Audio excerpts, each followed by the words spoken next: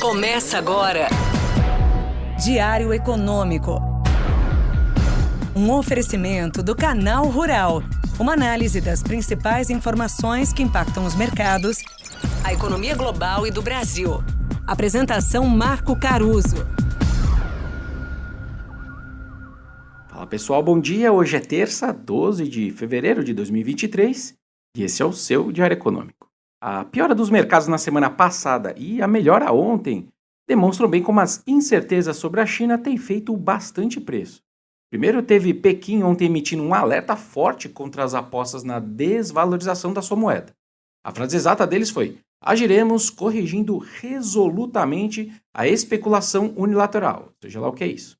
E se disseram capazes e confiantes em manter a taxa de câmbio no nível razoavelmente estável. Lembrando que a moeda deles tinha batido as mínimas de 16 anos, né? Os traders disseram que a retórica do Banco Central chinês foi muito mais forte do que o tradicional. E fora isso, a turma também disse que os bancos estatais chineses estavam comprando mais ativamente o renminbi, que é a moeda chinesa, em troca de dólares na segunda. Fora isso, logo depois saiu uma série de dados positivos sobre o crédito deles, aliás, até mais cedo do que o habitual, e aí os mercados emendaram um rally expressivo pelo mundo.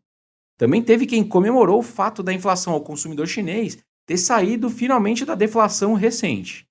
Eu entendo que a sustentação dessa melhora no crédito ainda vai depender de novos esforços políticos deles, inclusive para tentar evitar esse risco de um ciclo de deflação e dívida. Bom, então vamos aí a um momento cultural econômico aproveitando esses pontos na China. Dizia o grande economista Irving Fisher, século passado, que o aumento real da dívida de um governo, de uma empresa ou de uma família, por exemplo, gerado por uma deflação nos preços, pode levar uma economia à recessão. Se os preços caem, a deflação, né, o valor real das suas dívidas sobe. E aí, no limite, a inadimplência aumenta, o valor das garantias do crédito caem, por exemplo, e aí então a economia entra numa espiral perigosa de deflação e dívida. Enfim, essa é uma das aflições que o setor imobiliário chinês, por exemplo, tem vivido. Um setor com excesso de oferta, muito endividado e com preços de casas em queda é prato cheio, certo? Bom, mas com esse alívio, a tomada de risco foi generalizada pelos mercados. A gente viu dólar fraco, bolsas e commodities subindo. Aqui no Brasil, o nosso real voltou para o intervalo dos 4,90 abaixo e a nossa bolsa subiu quase 1,5% no dia. Na renda fixa global, aí vai de cada país e de cada contexto. Teve a lógica de China melhor, traz mais atividade global e também mais juros. E teve também a lógica de China melhor, é menor prêmio de risco e também juros menores. No Brasil acabou imperando esse segundo racional.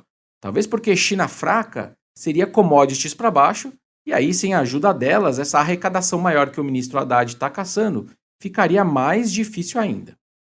Na moeda, além da China ter mostrado os dentes contra o dólar, que eu acabei de comentar, a gente também teve o Japão fazendo o mesmo, só que de um outro jeito. O que, aliás, ajuda também a entender por que a renda fixa global não teve um comportamento único, né? O presidente do Banco Central do Japão, o Kazuo Ueda, disse que eles podem encerrar a política de taxa de juros negativas caso a inflação japonesa finalmente chegue perto da sua meta de 2% ao ano. Aí vocês veem, né? Vocês conseguem ter uma ideia de como a Covid bagunçou realmente os mercados e a inflação, por exemplo. Se até o Japão está falando em subir os juros e está falando de inflação mais alta, é porque a gente está realmente vivendo uma nova era, certo? Bom, mas voltando para a nossa renda fixa, uma dúvida justa é se esse alívio na nossa curva de juros futura que a gente viu ontem também não teria a ver com o IPCA de agosto, que sai daqui a pouco às 9 da manhã. A mediana das projeções apuradas ali pela Bloomberg espera uma alta de 0,28 no mês e a gente aqui tem 0,25. Eu desconfio que se não for 25 é porque vai ter sido mais baixo. Basicamente, o preço dos alimentos no domicílio tem caído bem, muito ancorado, por exemplo, no preço das carnes, por exemplo. Eu entendo que isso acaba colocando justamente um risco de baixa importante contra esse consenso aí de 0,28 para o número de hoje. Vamos ver. Bom dia, bons negócios e sorte sempre. Você ouviu? Diário Econômico. Um oferecimento do Canal Rural. Uma análise das principais informações que impactam os mercados, a economia global e do Brasil. De segunda a sexta, às 6 da manhã, no Spotify e YouTube.